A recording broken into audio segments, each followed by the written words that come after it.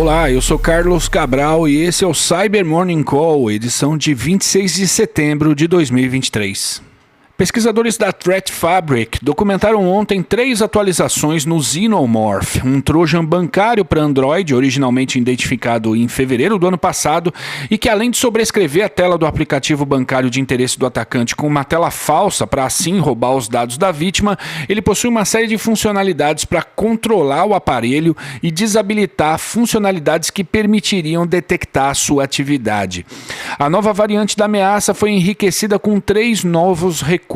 O primeiro é a possibilidade de ativar e desativar um mecanismo de compatibilidade entre versões do Android chamado Mimic, o qual permite à ameaça se passar por outro aplicativo do aparelho e com isso driblar componentes que impediriam seu funcionamento sem que o usuário manualmente lhe concedesse permissões adicionais. Em segundo lugar, o Xenomorph agora possui a capacidade de se manter funcionando por mais tempo, evitando que o dispositivo entre em hibernação. E por fim, agora a ameaça possui a capacidade de simular toques em coordenadas específicas da tela. A maioria dos alvos do Xenomorph se concentram nos Estados Unidos. No entanto, vítimas também foram contabilizadas na Espanha, Portugal, Itália, Canadá e Bélgica. E o pessoal da Securonics documentou uma campanha de phishing contra militares ucranianos que visa entregar um kit de pós-exploração chamado Merlin Agent.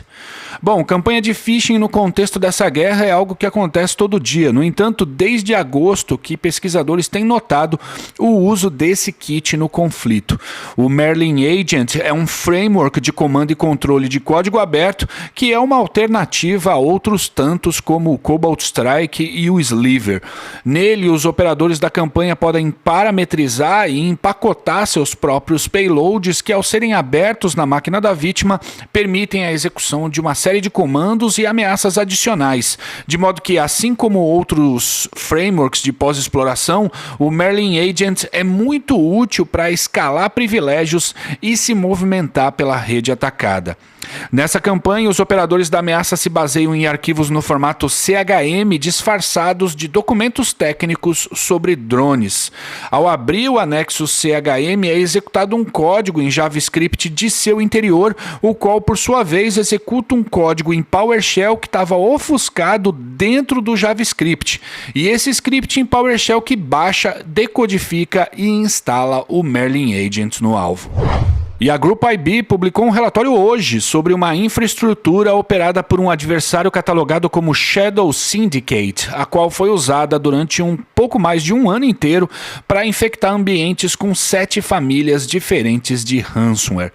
Durante o estudo foi possível documentar 85 servidores usados nessa infra, sendo que a maioria deles são servidores de comando e controle que estavam em atividade entre julho do ano passado e agosto desse ano.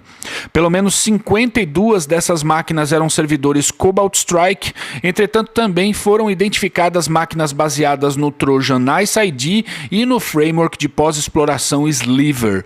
Há registros de que essa infra do Shadow Syndicate foi usada para infectar ambientes com as famílias de ransomware Quantum, Nokoyawa, Black Cat, Clop, Royal, Cactus e Play, sendo que os números demonstram um forte vínculo do Shadow Syndicate com os operadores do Clop.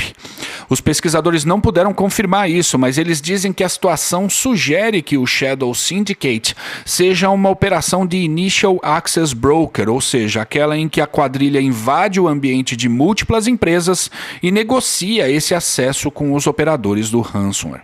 E é isso por hoje, obrigado por ouvirem o Cyber Morning Call e muito obrigado ao pessoal que me mandou mensagens de felicitações pelo episódio 400 desse podcast que a gente soltou ontem.